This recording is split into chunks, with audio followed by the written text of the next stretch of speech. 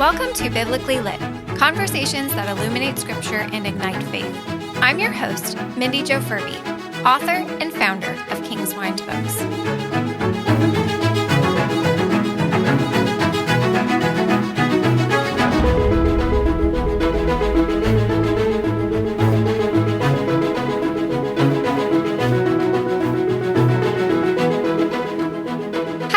Thank you so much for being here. Today, I have a really special guest, and his name is Ezekiel Lee. I came in contact with him from actually an embryo adoption ministry called Snowflakes, which I have interviewed before. And I had the privilege of reading his book. Let me see if I can get it in the camera for you.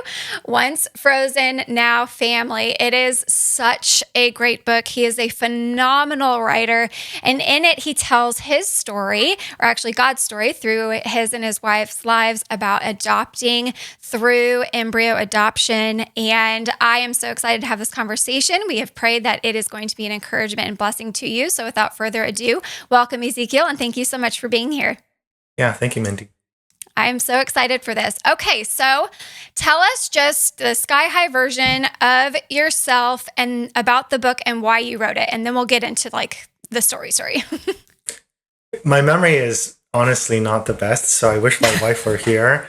Unfortunately, sometimes my dates get kind of fuzzy, but I'll do the best I can. Okay. First of all, professionally, I work as a speech therapist. I work with kids with communication disorders, the kids with autism, Down syndrome, vocabulary, language disorders, that sort of, or vocabulary issues, I should say. And so that's what I do during the day, but on the side I write. And I wrote this book because I wanted to fill a gap in the literature. When we were researching about this topic, there really wasn't much. I mean, I'm kind of someone who defaults to books. Like, if I want to learn about something, be it homesteading or like how to improvise playing violin, I want to read the book, if there is one. And so we were doing research about embryo adoption, and we really didn't find the book, so to speak. I mean, there's definitely work out there, some of it on the ethics of it, some compilations of stories, but I didn't encounter one that I felt was like thorough enough, you might say, that covered not just sort of feel-good stories, which those are fine, but didn't only include those stories, but also maybe touched on some of the more challenging aspects of things, ethics and such. And so not having that book, I wanted to write it, I suppose. And I think the other thing is I wanted to tell the story as a would-be dad, as someone who wanted to be a dad, because I think, a lot of times pregnancy, for obvious reasons, spoken of a lot of times from the mother's perspective, which makes perfect sense, right, biologically and otherwise. But you don't hear about it much from dads. And so I wanted to be able to share my perspective on things, what it felt like to be one who wanted to be a dad and yet couldn't, or seemed like there were so many things in the way, and then finding out about embryo adoption and sort of how I processed on that as a guy, as the husband.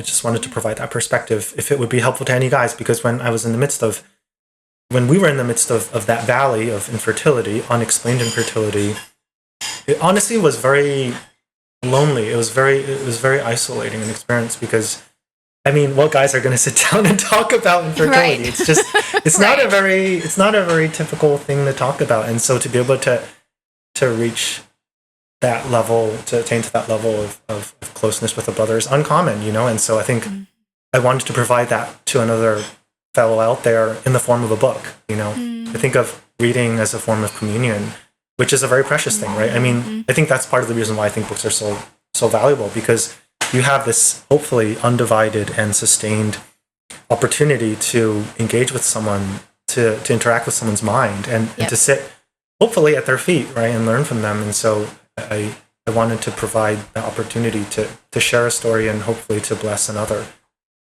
And so to share about our story, it starts back in 2018, I think it was. Yeah, 2018.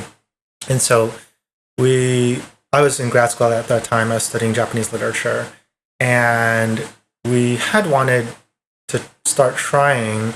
Wasn't sure about the timing of things. I was like, I'm still in the midst of this program, and so we waited a bit. But then, come 2018, we started trying, and just nothing became of it. And so we were kind of confused. I write in the book about how we eat quinoa, we eat these like strange superfoods that, Yes. that are common to the part of Colorado that we were from. We're currently in New York. And so it was just kind of a mystery, like, why is it that this is not working for us? And so we got checked out. Nothing really was clearly the matter. And then years passed. And those were hard years. Those were really hard years. And it was my mom and dad who introduced us to this idea of embryo adoption. And long story short, we realized it wasn't just sci-fi. It was actually actionable. We could do something about it.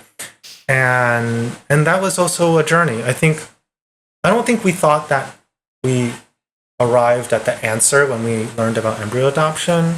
Because for one thing, I think we were very wary of regarding it as a solution. I think whenever it comes to having kids or bringing about life, whenever the mindset is one of like a solutions-minded mentality, I think you very quickly enter into murky waters. And so I think we were just kind of wary of regarding this as like the solution to our problem, because a person's never a solution to a problem, right? And so you know what I mean by that, like in an instrumental sense, right? Yes. And so we were never, I think, of this sort of mindset of this is going to solve our issues. And so we went into it, I think, with some amount of reservation and also just the years of difficulty. But we didn't expect it to be as hard as it was, which is we didn't expect for the losses to be as hard as they were. And that is something I try to convey in this book, because I think part of my issue with some of those stories, which we all like happy stories, we all like happy endings.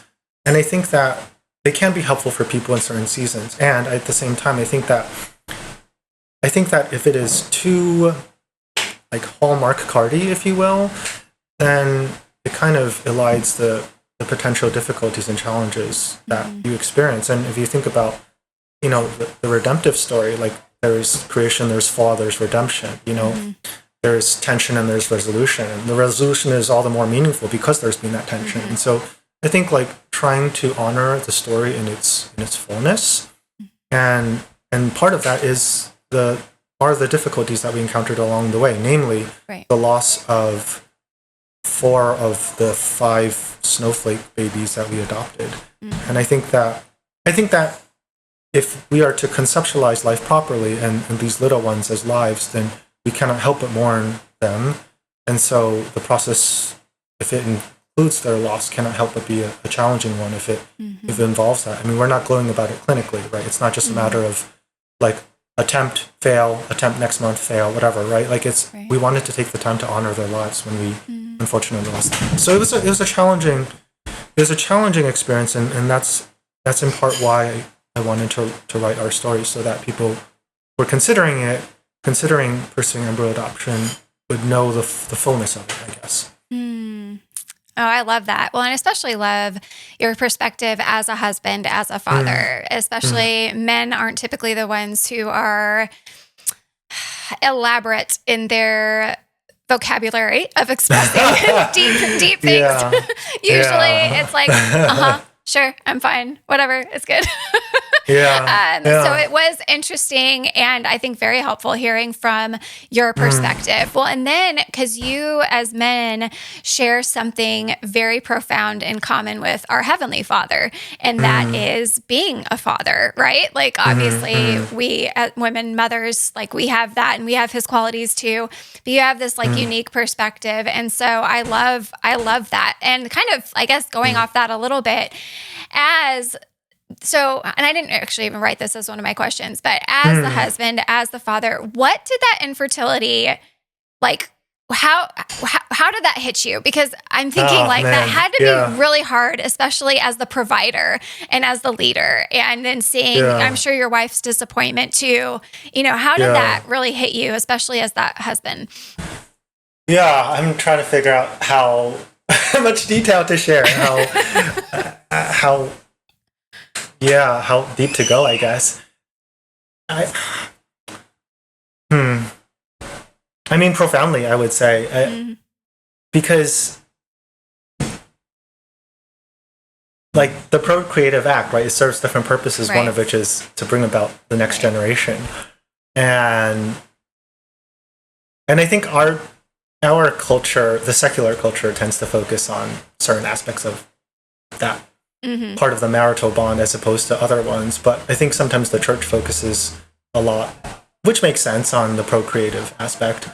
And when that is denied you for unexplained reasons, it can almost make it seem like a farce, if you will, or it can make you start to doubt your body and the wholeness thereof.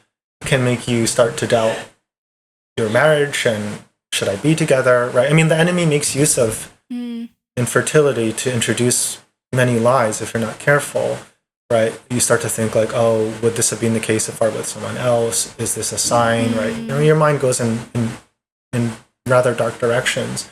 So I think one thing that we really struggled with was fighting those lies, I guess. Like, just because we can't have children through the natural means, this is pre-pursuing embryo adoption. And even then, there were still lies to fight off. But I think especially during those initial few years when we were trying to understand why and didn't know why, and we still don't know why, we had many lies to fight off, especially about the rightness or the, like, I don't know, the sovereignty of God behind our marriage. Like, okay, God, you called us together, right? We accept that, we acknowledge that, so why can't we have kids? And that was one thing that was really challenging. And again, like, trying to be careful about how I say things, but like, one thing also was just guarding against, like, regarding that aspect of marriage as purely a means of trying for baby, you know, like trolling for baby, as I wrote about it in my book, right? Because then it becomes a utilitarian thing, then it becomes joyless, then it becomes like purely functional, and it's just, again, sorry if I'm sharing too much detail, but I think that is something that maybe isn't really talked much about, you know, right. and I don't know how much it's mentioned in, like, say, counseling regarding infertility in the church. Like, it really cuts at the core. I mean, and especially I think as a man, like you mentioned, like wanting to be a provider and all of that. And it's like, my wife, Rachel, is a very content person, and there's nothing that she wanted as much as a baby. Like she would not say like, oh, I want a trip to Paris, or I want this new bag, or I want these new sneakers. In fact, I was often I'm almost always the one who's like, hey, would you like a new pair of sneakers, say, because yours are falling apart, right? And I'm often the one who would go and get that for her, which, you know, but like, baby was something that she wanted, and that she was explicit about wanting, and something I could not provide her with. And so there, I think, is a temptation then to feel inadequate as a provider.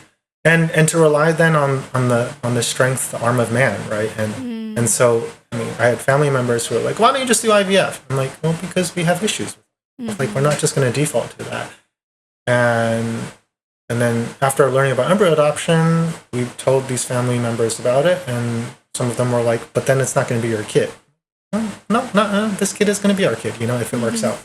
But it's not your flesh and blood. I'm like, yeah, but, you know, that's what adoption is, right? It's something that transcends that. So there were a lot of such issues that we had to combat, lies to ward off, and they're so subtle, they're so surreptitious. They just kind of like work their way into your mind. They're just like little subtle.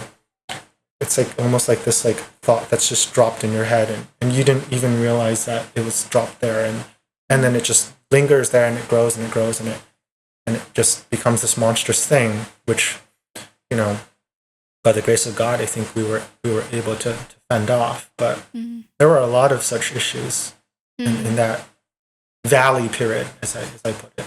Yeah. So how did you guys fight off those lies? What were some things that you guys did? Yeah, I think 3 things. One is meeting with our pastor and just being open with him and his wife about it. And they offered counsel as a couple, and we would meet separately. And it's just being transparent. I mean, it's so hard, right? Like, I wasn't sure before how much detail to share. And during my conversations with him, I wasn't sure how much detail to share because, you know, it's awkward. But I think that to talk about it is to one, recognize it's not a shameful thing to be in the midst of this struggle with infertility. And two, like when you talk it out, I think sometimes that helps to surface those lies that have been sort of like lingering there and just kind of hiding and lurking, right? So that was one thing that really helped. The second thing was praying together and just like nothing elaborate, but just being honest with God and one another. Like, this is terrible. Like, and say that infertility is terrible. I mean, it was so hard. And like Mother's Day, I remember, was always such a challenge for Rachel. And it got to the point where we couldn't go. And we struggled with that, but we talked about it too. Like, are we being too self-pitying about not going? And can't we celebrate other women and their motherhood and their children and the blessings that they have? And it also just got to a point where it was too much for her. So I think being honest with one another about that, like not trying to put on not trying to fake it till you make it. Yeah. I don't know, not putting on a brave face. I think that was the second thing.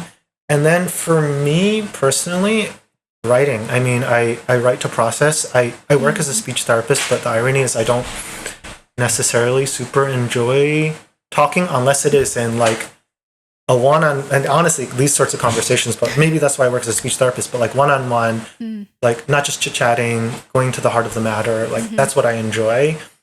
And I feel that I'm able to arrive at that or to attain that at a deeper level with writing, just because you have that like protracted time and space to be able to work on, to process on something. Because I don't know if I'm a verbal processor. Maybe I am. I'm not sure. But for me, it was writing about it. And honestly, for Rachel, man, and this is where I guess I need to think and pray about, like, did I do enough as a husband? Because she's not someone to process using the written word, and she would talk with friends about it, but it was really too personal an issue for her to kind of lay bare her soul. So I think that it was I know it was a challenge for her. It really was a challenge. So we went through it, not perfectly, but by the grace of God, we made it through. That's awesome. Well, and I just wanted to hear your thoughts on that to encourage someone who may be experiencing this right now. There's not just one way to process it. And sometimes it's multi-level layers of things simultaneously. But I think the first thing to realize, as I'm hearing you say too, is remember you're not alone. You're not the first person who's ever experienced trials with infertility. I mean, we have so many instances of this in scripture, right? Like so many, and we kind of just glance over those because like, oh, those are just Sunday school stories. But I mean, you see people who struggled for years and years and years with no assurance, some without any assurance that they would ever get pregnant. And then some past, obviously, the time where it's physically possible. So that's one of the things that I'm hearing you say too, is just to remember that you're not alone, that while it is a very personal thing, and now that doesn't mean you go talk about it with everyone and, post it all over social media or whatever. But I think sometimes with these deeply personal issues and struggles, we tend to kind of shirk back and like kind of cave into ourselves, which for a time that might be okay, but we also do need to step out and make sure that we are processing with people who we trust, mentors and people who are, even if they haven't gone through it themselves, they can give you that wise biblical counsel and lift you up before the Father as well. So I really appreciate that. I'm sure that's gonna encourage many. Yeah. And to build on that, I think something else is knowing that our struggles are real and unique, but not super unique. So to unpack that, it's like, I think that there can be this almost like, sorry to use the word, but narcissistic like obsession with your own struggles. Yep. It's like everyone has their own trauma. I mean, and I'm sorry, I don't mean to make light of it. Because infertility is real, all that. But I think what I really mean to say is that like we had to guard against like cherishing it like my precious, like in this like obsessive way where it was like, no one understands us. No one knows, and like this is what we cling on to, and it almost then can become like identity forming. That's a very dangerous thing. So again, like I'm sorry if I was too like flippant before or too jokey before, but what I mean to say is just that something we really had to guard against, like our struggles. I think one, guarding against this like flippant dismissal of our struggles, like, oh, just get over it, right? But on the other hand, guarding against this sort of like cultivation of our struggle, like this sort of like obsessive focusing on it, you know, like we as humans in general, and also as the people of God, like we know we're going to encounter suffering, and suffering is going to be unique to each person. And so I will never understand your suffering. You will never understand mine fully.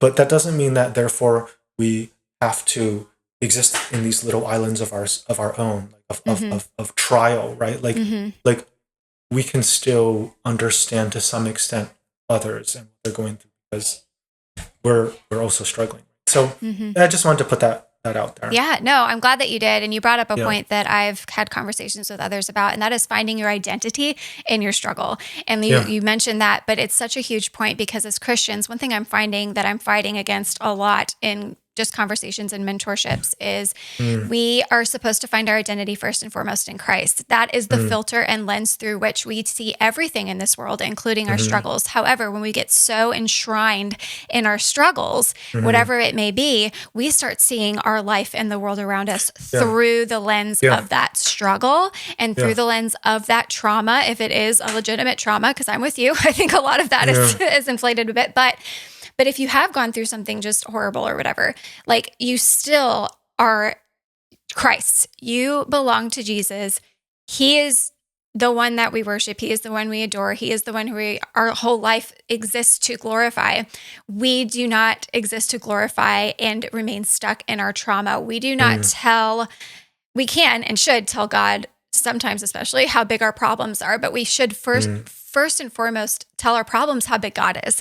And we need to keep that perspective. So I love how you said that identity piece, because that's what I'm seeing a lot of. We are finding our identity in lots of things other than Jesus Christ. And it's Jesus Christ first. And then he informs our identity and how we process and even how we struggle with the circumstances that we find ourselves in this world. For sure. That's a good point. That was a great point. Okay, so getting into a couple of these questions that I had. I loved your book, loved the stories. And just to give watchers and listeners a little hint, he does talk about his story, he and his wife's story, but he also gives other stories of people who have walked through the embryo adoption process. And I love how you mentioned earlier, it's the there are happy stories, and then there are stories that are hard because you can just sit with the pain of what, these couples and families are experiencing. But one thing that you mentioned in your story is you had some people who were pushing back against this whole idea of embryo adoption and pushing back in a very detailed way. You had some really, really hard questions kind of thrown at you. And so walk us through that. And it was someone you loved. It wasn't some random, person on the street. Like, this is people you love, you respected, and they were really pushing back against this. So how did you kind of work your way through all of this? Yeah, so it was a dear friend, and I'm glad you pointed that out. He wasn't some rando. Right. He was someone I still pray with every other week. A dear friend from grad school, and a very careful thinker, which I appreciate. And so Rachel and I responded very differently to his pushback. He sent his pushback in the form of, I don't remember how many, it was dozens of questions. It was like probably 50, maybe. It was somewhere in that range. But he had a lot of questions, primarily about the relation, I think, between embryo adoption and IVF, and is embryo adoption the only solution? Are there other ways to go about this? Are you preempting God? Are you acting out of faith? Are you regarding this as a solution for infertility? Why don't you just wait and pray? So many questions. It was a lot, and it was overwhelming for Rachel. She felt snubbed, and it was not that way for me. Maybe because I'm his friend, and I think I also respond to conflict in a, I don't know, how do I put this? I feel like I kind of sometimes have a lawyer-like mentality to to verbal conflict or to ideological conflict, where I'm like, bring it on. Not necessarily in this belligerent way, but like I actually kind of, in this odd way, enjoy the process of working through it. And so I responded to every single one of his questions. So I think it was a good thing, honestly, that he pushed back, because IVF is like the Wild West, right? And it's like, and there's not much regulation, and And different countries do things differently, and practices have changed over time, some for the better. But it's by and large an unregulated territory. And so I think he was just wanting to make sure on the IVF side that we were not complicit in things. And then on the faith side, I kind of mentioned before, but he wanted to make sure we weren't trying to preempt God. So what I mean by that is that, God is the one who opens the womb. I accept that, right? And in the conversations with this dear friend, I accepted that as well. I totally acknowledge that. And so he was like, well, if God is the one who opens the womb and he hasn't opened your wife's womb, then why is it that you're going to go ahead and do this embryo adoption thing? Like, aren't you preempting him? And I was like, I don't think so, because for one, we were regarding it not primarily as like an infertility solution, regarding it as a legitimate form of adoption. I mean, oftentimes I think it's couples like us who, because we can't have kids the natural way, we start thinking about adoption. And so then there's the question of traditional versus domestic.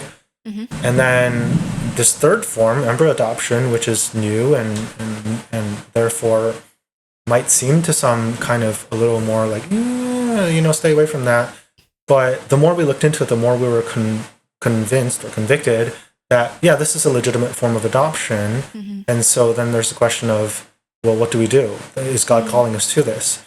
And we prayed about it, and we met with our pastor and his wife, and we spoke with my parents, and we talked with other trusted friends and family. And at the end of the day, we felt like God was pushing us in the direction of embryo adoption. And then there still were things to fight, right? Still things to work through. Like, Lord, are we putting our hope in this as opposed to our hope in you? Are we putting our hope in the outcome as opposed to putting our hope in you? Like, it's a very nuanced thing, right? Like, you can pursue it initially out of faith, but then your hope in a certain outcome can creep in and then can wrest it in a different direction. So all of that just to say, he had a lot of questions, all of which were very good and necessary to ask. And I appreciated them at the end of the day. And they forced me to do research. They forced me to look into things. They forced me to think about, like, well, are there other ways? So like reading about the possibility of like essentially artificial wombs, and is that so he was like, well, why not just wait and see if another technology emerges? And I was like, I looked into it, I was like, what other technology? Artificial wombs? Like, how is that a charitable way to serve these children who are on ice, right? So at the end of the day, the conclusion we reached was like, this is the most charitable thing you can do for them, given the circumstances foisted on them by things done upstream. Yes. And at the end of the day, he still didn't see eye to eye, and we had him and his wife and their 3 children over, and we had a great time. And we didn't really talk about, like, so what you did. It was just like, they loved our son and we loved their kids, and we have a good relationship still. I mean, it will be interesting to maybe revisit it in the future. I don't think we're afraid of that. I just think it has been kind of rendered unnecessary of late. But I don't view it as a negative thing. I honestly I'm grateful for him and grateful for the pushback, because the thing is, like, how do I put it? I think most people these days are just interested in telling you what you want to hear to avoid conflict. I think that is a form of apathy, actually. Like, if others just tell you what you want to hear, that's a form of apathy. They're essentially saying, I don't care enough about you to risk our friendship, right? And these are things that we know as believers, but I think when we have to experience it for ourselves, it is especially more challenging for Rachel. And it makes sense, just given her personality and such. And it was like, 50 questions. I think that was part of it. It was like, okay, you can tell us you don't agree, but do you have to send us 50 questions or however many it was, right? It was just like the length of his inquiry and the thoroughness of it. I think it was just like coming at it from so many different angles. I think it was like, I think she just felt kind of overwhelmed by it. Well, I like that. I love how God does give us people in our lives it's a gift to have a friend who's going to engage with you at so, that absolutely. level, because you do not want people in your life who are just going to say, oh yeah, sure, do whatever you want. It's fine. Live your life. You be you. You don't, that's not the mark of a friend, especially a friend. Scripture doesn't say friends are, I don't know, marshmallows brushing against marshmallows. It's iron sharpening iron. That is what a friend does. And that is the process. And there's friction there. Iron doesn't sharpen iron necessarily very easy.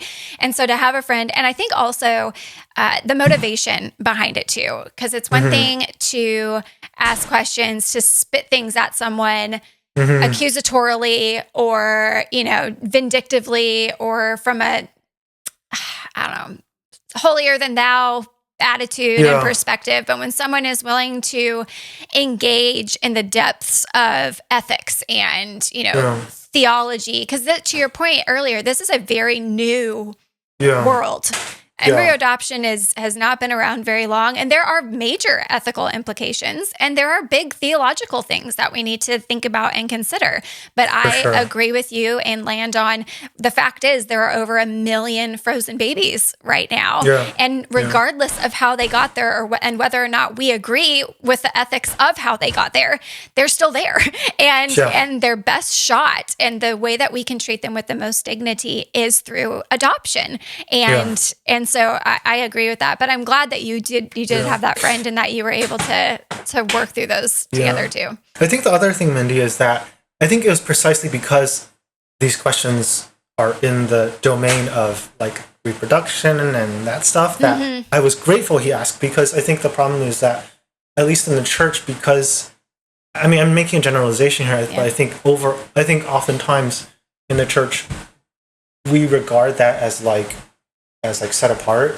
Obviously the bedroom, is holy in the sense of being set apart. Yes. But I think it's I'm not going to go there. I'm not going to ask about those things. So it's you have friends who are cohabitating, or you have friends who are making certain decisions. And it's I'm not going to go there, but I'm oh, my friend went there. He went there, so I'm going to honor that, and we're going to talk about it, and we'll work through it. And I love this friend, and I know he loves me, so we'll work through it, But I hope it's okay. I'm sharing this. I'm not going to name any names, but I did an interview with a family I didn't end up sharing their story, but over the course of the interview, they revealed that they had made a decision about, I'm trying to think about how to put this. They terminated the life of one of the embryos because the doctor said that it wasn't likely to make it. I hope I'm conveying that my memory is adequate there. And I wasn't sure how to respond to that. And at the end of the interview, I said, okay, I'm just talking to you now as a brother about that decision. We talked about it. It did not go well. And so I think maybe I didn't go about it the best way. Maybe I need to reflect on that more. But I think when someone is willing to do that awkward thing and ask you, what about this decision? That, our initial instinct, I think, should be, okay, this is really awkward, but, but they're willing to go there. I think really that's the mentality I try to have. Am I perfect in it? No, but I'm okay, if someone's going to call me out, then they care enough about me. They want to go there, so I'll go there, and I might not agree at the end of the day, but they did something, I think, pretty courageous. So. Right. Well, and agreeing with someone is not a prerequisite for stepping into that, right? You don't the goal is not that you agree on everything at the end of the day. That is not how friendship works. That is not how life works. You don't. And that's, and you don't have to affirm everything that somebody does. I know, culture shock there. But you don't. This is not biblical. This is really just not how reality is, because we are very diverse and come from a whole bunch of different perspectives and all the kinds of things. But the goal is, especially for Christians and believers, is to, in every friendship and relationship we have, to usher that friend, spouse, whatever, closer to the Lord, right? And so when we see something that appears off or that doesn't mesh with our understanding of how to think or make decisions biblically, or, this, that, or the other, when we come across something like that and are willing, as you're saying so well, to step into that and to go there, we're doing that, and the person receiving that hopefully should know that they're doing that for the betterment of their brother or sister in Christ. Like Exactly, our goal in this is to usher you closer into the presence of Jesus, to heighten and spur on your sanctification, and to aid in that however possible. And again, even if we agree to disagree, at least we've had the conversation. We've both been sharpened to some degree, because I'm sure you were able to illuminate things that he hadn't thought about before. And then he caused you to think of things that maybe you hadn't particularly thought about before. So that is a really important point. So thank you for sharing that, for sure. Okay, so one thing that I noticed as I was reading your book is, and you don't elaborate specifically, it's kind of a thread that I noticed weave throughout it, but I couldn't help but notice that you and Rachel were kind of living and perhaps unwilling at times, you were swords that shredded the health, wealth, and prosperity gospel into pieces. I didn't notice that. Yeah. Well, it's just because you think about it and you think, well, you're living for the Lord, you're eating quinoa, you're doing all the things that are correct. And this isn't working. This isn't working. Not only the infertility, but you guys experienced more than one loss through embryo adoption. And you having to wrestle with this. It's like our daughters and I, we homeschool, and we're studying Job right now, so super upbeat and fun. But he's working through this, and I see him working through this I was doing the things, like I was living the life. I love you. I was honoring you. What did I do? Convict me where I need to be convicted. But why is this so bad? And why is it not working? And so I just saw this little glimpse of it, here and there. I'm like, you guys were literally just not literally, but figuratively swords that were just like completely obliterating the health, wealth, and prosperity gospel. So you guys struggled, and you've alluded to thoughts that you guys have struggled, lies that you had to fight. But the enemy kept bombarding you. You kept facing. It's not as if you faced one hard situation and that was your hill, and then you were ushered up onto the mountaintop and you got to stay there for a long time. You guys had to go to valley after valley after valley after valley, and so you went through a couple of these things. But were there any particular lies, specific lies? And again, you mentioned a couple that were just really, really hard to push down. Honestly, related to marriage, I think it was just you guys are not meant to be. That because. Digging into unexplained infertility, I read something in some paper about how it's oftentimes like the fit, so to speak, between the man and the woman. Like if it were with another spouse, then you probably wouldn't have that issue. But like when it's an unexplained situation, I mean, do the research. I mean, look into it for whoever's listening. But that was my understanding coming away from that study or that research.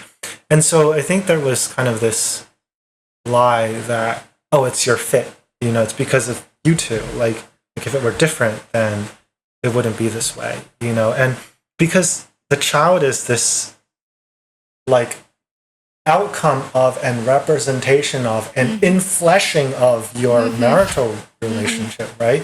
And so when you don't have that, it can almost feel like this repudiation. Like if you were to look at it from a secular evolutionary standpoint, it's like evolution saying no, like your line will not continue, right? But then like from a Christian perspective, because children rightly are regarded as a blessing from the Lord, I think it's easy to like engage in this false logic and be like, well, if we don't have kids, then we're not blessed by the Lord, right? I mean, that's false logic, and that's not Christian thinking, but that's where the mind can go.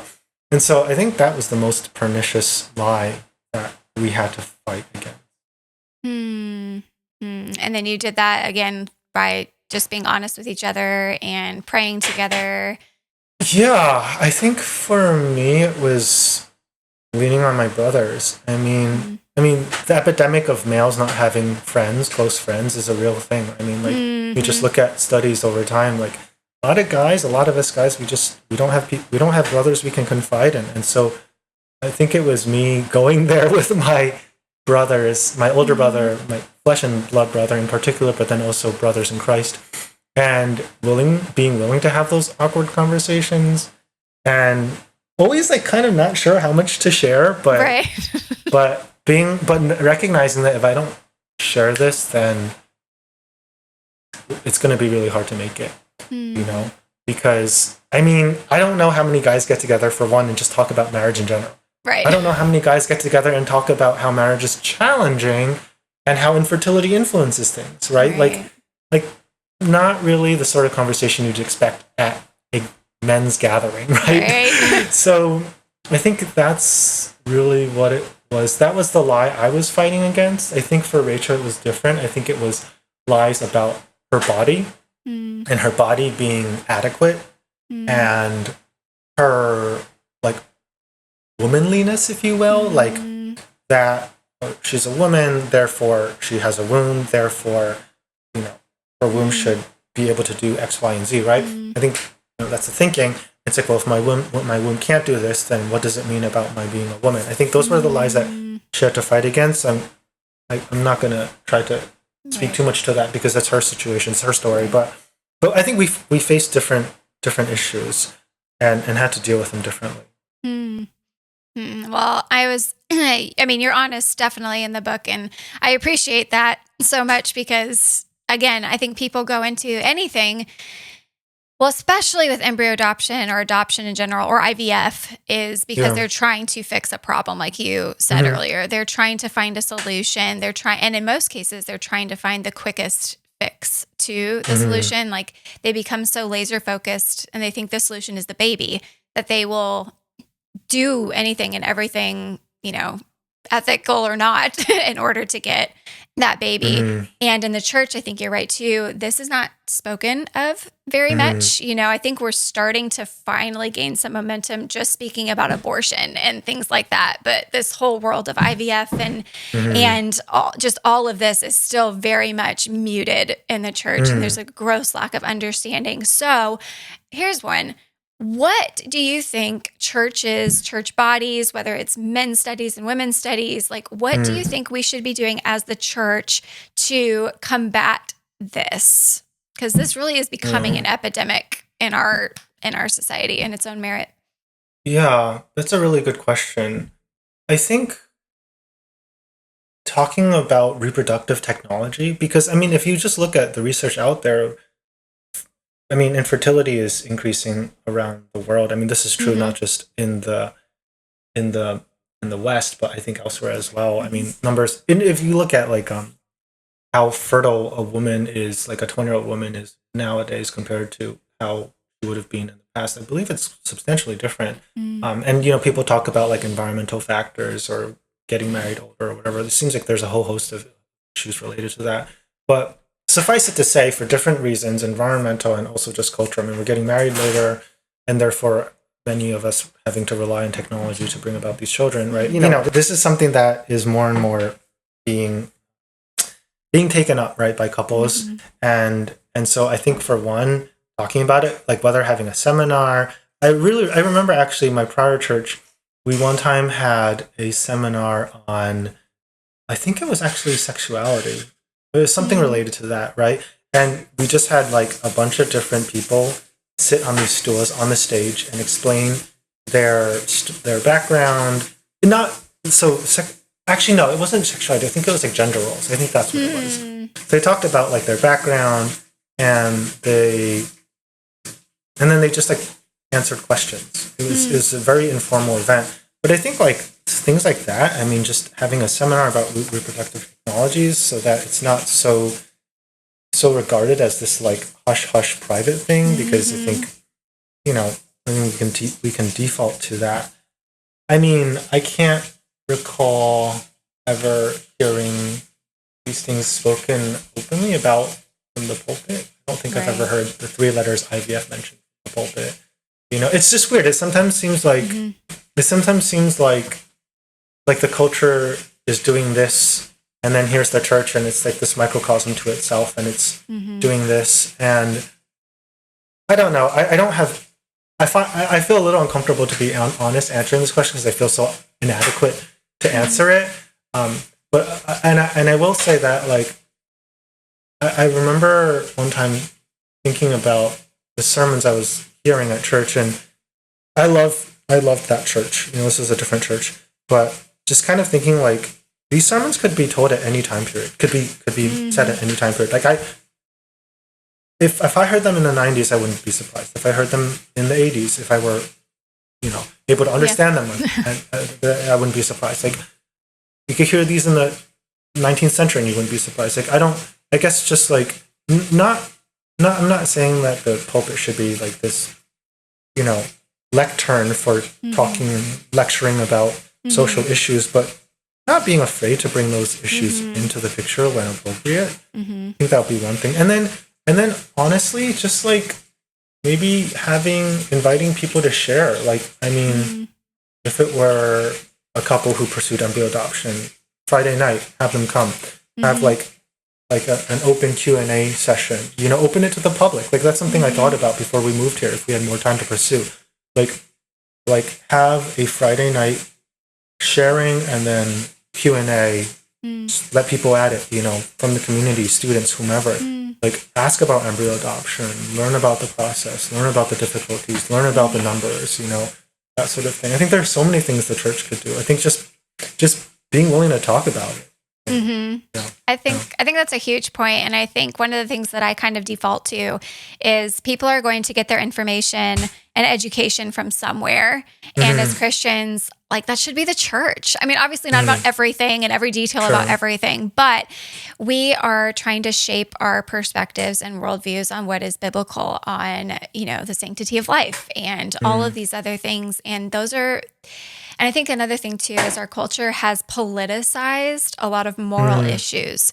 And so churches don't want to even go there because they see it primarily as a political issue or a personal issue or this issue. And they have divorced morality from like they divorce it and they don't want to think about it or they don't want to touch it. But in reality, that's where we really need to press in, and we need to reclaim these moral issues, and we need to talk about it because they are moral issues. And we, as the church, who better to equip it's to the bride of Christ than the men and women who he's called to lead and teach and, do all of these different things in various capacities. And so, but I think that's part of it is we have politicized things a bit too much. We have kind of bought into the lie of personal autonomy and respecting, people's decisions at a distance when we really should be pressing in and being like, look, this is what the word of God says. And no, does God say in book, chapter, verse that IVF is not ideal?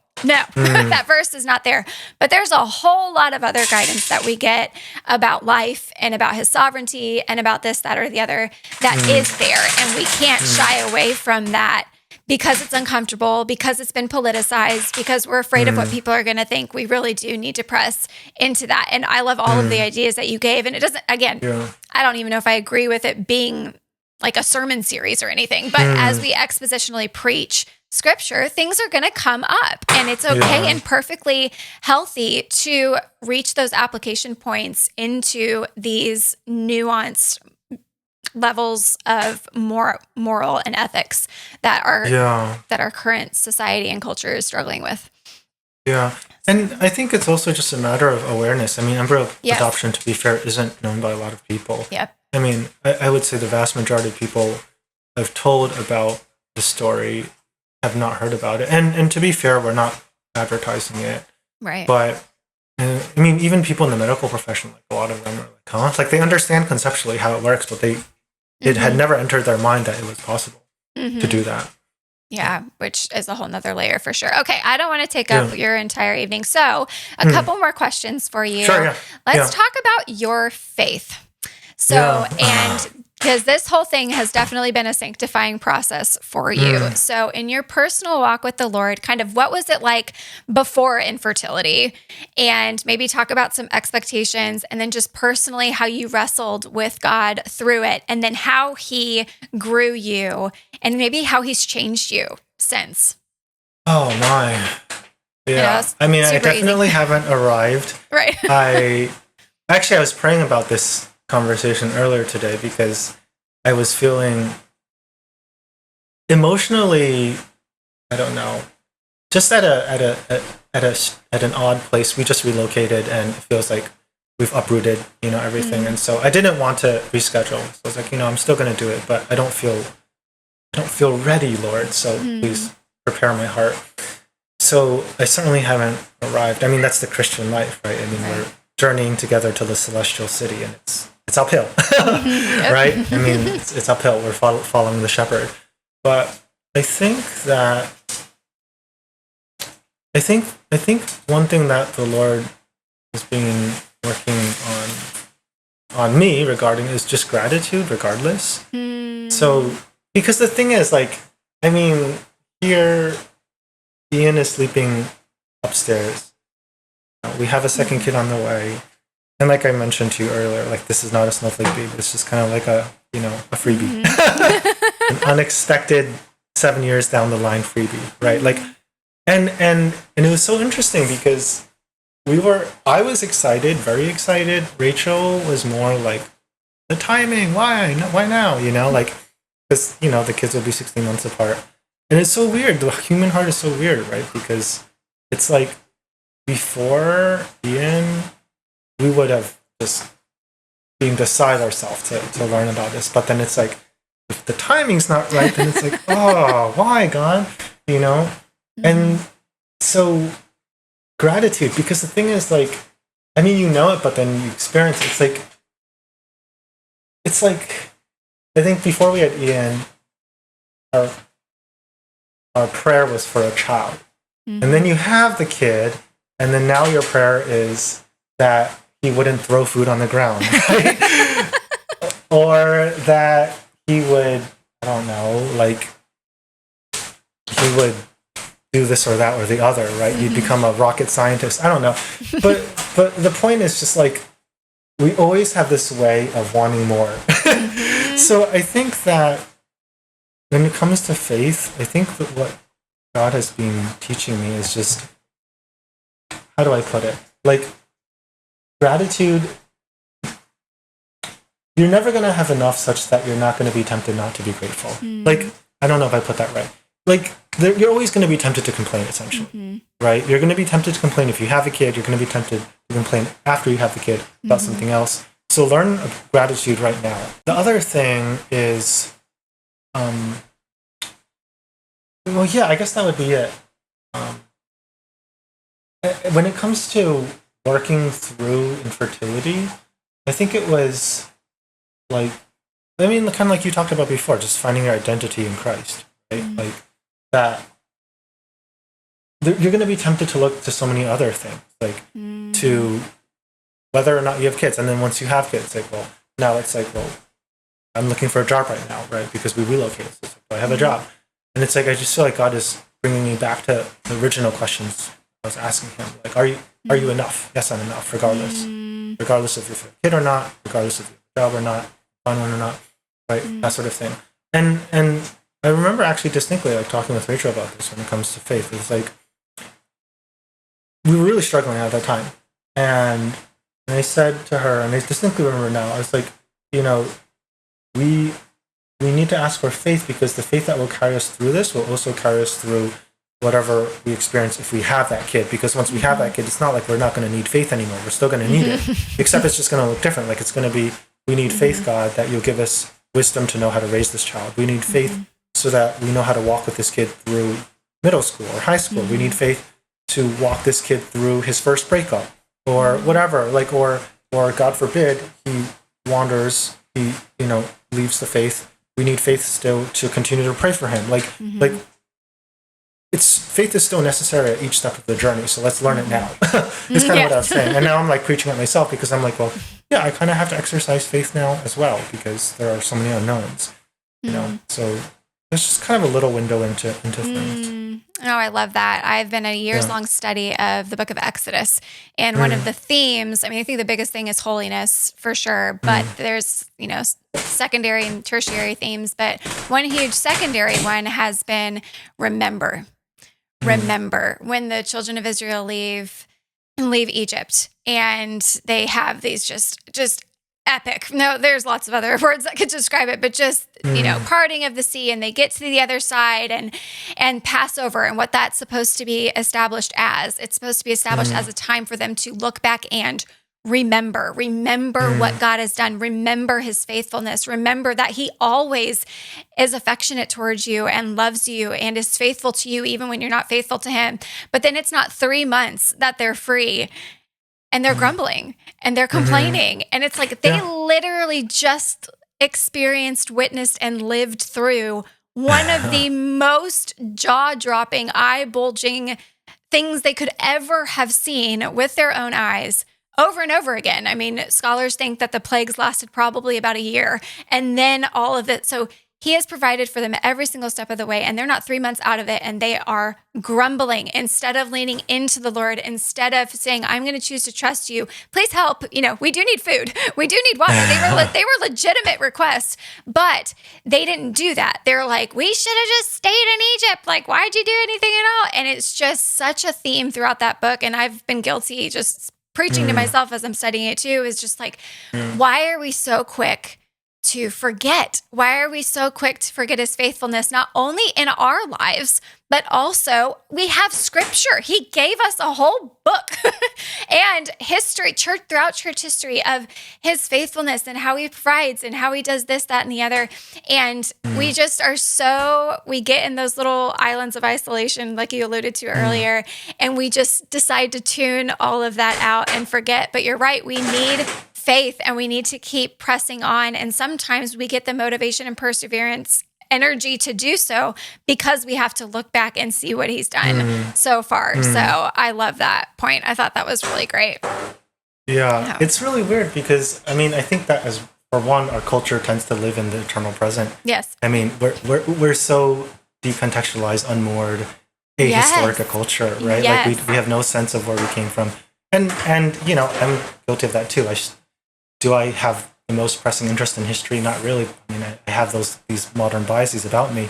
I try to improve my knowledge of history, but the point is just I think there are these broader pressures to not really conceptualize where we came from and where we're going to, which is I think what contributes to the whole abortion movement, because we're very much now focused on now, not thinking about the future, not thinking about our descendants to come.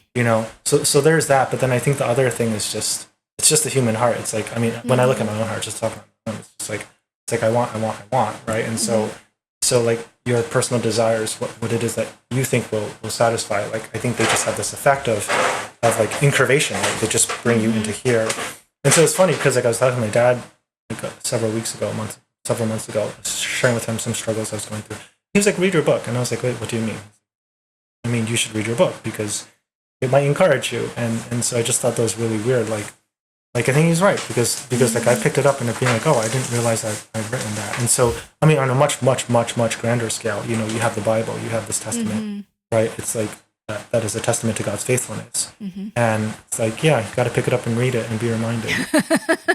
Yes. Okay. Well, one more question for you. Sure, yeah. If you could go back to the very beginning, wherever that beginning may be, and give yourself one piece of advice, what would it be? Be in it for the long haul. Yeah, because we had no idea it would be this onerous and this protracted. Because it's not that the organization, it's not that Snowflakes didn't mention that it could fail, but I think maybe we were it was so weird. We didn't even think about potential failure. We didn't think that it would be 2 years after we adopted our set of 5 that we would finally learn about the success of one of these transfers. So what it was for us was that, given a bunch of factors, including finances and also my work schedule, like basically summer was the best time to do the transfers. Right? So there was one stretch where we waited essentially, I think if I'm getting my dates correct, a year to do another transfer. And so for us, we felt it would be prudent to take the time to process the loss and to mourn the kids. So we had like little rituals for each of them, and I would really recommend that. Just, it's not that you're fabricating something out of nothing. You're recognizing a reality that exists apart from you, right? So there is this life, you've lost it. So to recognize it is to recognize the reality, and then therefore we can heal, right? As opposed to like, I imagine the secular mind thinks of it as just sort of this like wish fulfillment. It's kind of like, well, I'm going to just like create this ritual or whatever so that it can feel better and I can move on, right? And it wasn't really a life, it was more like a potential life, right? But I'm just going to try to do this to like, you know, process and manage whatever. But I think we really wanted as much as possible to align ourselves with that reality, right? That sacred reality. And so therefore take the time to mourn. But also, I mean, from a very practical standpoint, to like gather the funds together so we could do another transfer. So I think my what I would have said to myself is like, it might be immediate, it might also take a couple years, right? And I think the thing is that sometimes the stories, how do I put this? I think if the stories are too short and end too quickly and yay, then you can lose sight of just how arduous the process can be, you know? And also I think it's not, how do I put this? I'm struggling because it's a difficult topic, but like it's not in the best interest of the adoption agency to like highlight like these are all the things that could go wrong. Yes. You know, yeah, exactly. Yeah. But I think it's also good for people going into it to know that can be the case. You know, and I think the other thing, this is challenging to talk about, but is like encouraging parents towards an adoption mindset as opposed to infertility solution mindset. Because if it's in an infertility solution mindset, it's just like medicine. You're just going through this procedure. And so, well, if it doesn't work this month, then just do it next month. But it's like, but I don't think that mentality intrinsically will orient one towards thinking of these as lives, right? I mean, like in Chinese tradition, I believe that if you lost your parent, a certain amount of time had to pass before you got married. Why? Because I think the mindset is just you need time to process. You need time to work through your loss, right? And so I know that different people have different time schedules, but I think my conviction was how quickly or slowly we do things also influences how we think about what we're doing, right? So I would just sit down myself and be like, hey, it might take a while, and like you're in it for it's a marathon, right? It's going to be a slog at times. So yeah. No, I think that's great advice, and it's something we need to be realistic about. It's, you know, like the old adage goes, you want to, you know, hope for the best and plan for the not best. Yeah. Because things don't always go according to plan. But, well, I am so grateful that you took the time to have this conversation with me. Sure. Friends who are watching and listening, again, this is his book. It is fantastic. I'm trying to get the glare off of it. There we go. But it's called Once Frozen, Now Family. And it really is heartfelt. It's honest. He gets into some ethics things, but he also shares sweet stories and hardships and approaches it from a multifaceted perspective, which I really appreciate and admire. And you're also a phenomenal writer. That was one thing I was just it was fun. I'm also an author, so to read someone who you can tell it is one of your passions. So, so anyway, friends, it's available primarily on Amazon. Is that the best place? What's the best place to get it? It's available on Amazon. It's available via Barnes & Noble. Okay. And probably some other outlets. It's out there in the ether. Just look for it. Go it. Okay. And what's the best way for viewers and listeners to follow you or get in touch with you? I don't really exist. I don't really have a social media presence, but you can email me directly at ezekiel@ezekiellee.com. So I have an author website, and you can just email me and I'll respond. Okay. I mean, I'll make an effort to respond for sure. Okay, great. Well, congratulations on your littlest coming one. I'm so excited for you guys. Yeah. Do you know gender yet? Or are you no, it's going to be a primal surprise. Yeah. Yay! Initially, we were going to find out, and then the friend who confronted me, he was like, "Why are you going to find out? Why don't you just wait?" I was like, "Why not? Indeed." So just the idea of waiting, because the thing is, right, in our modern age, it's like information you can just get like that, right? Yep. So like we're so used to instant knowledge, right? Yes. But so when you can have an opportunity for such a surprise, why not take it? Is essentially what he was saying. And I was just immediately on board with that. I was like, why not indeed? So So we're not going to find out until a month, and it will be exciting. Well, how exciting. All right. Yeah. Well, thank you again for coming on, friends. You heard his email address. I'll also link it down in the show notes. And if you have other questions, go buy the book, because he answers more questions than I can certainly answer. And if you're struggling with infertility, if you're contemplating embryo adoption, wherever you are in this journey, I think both of our encouragements to you would be to continue to press into the Lord, that you would seek after him, that you would choose to find and rest your identity in him, and that you would just seek him with your whole heart and strive first and foremost to bring honor and glory to his name, because he has written so many countless beautiful stories in and through the lives of his people, and he continues to do it today.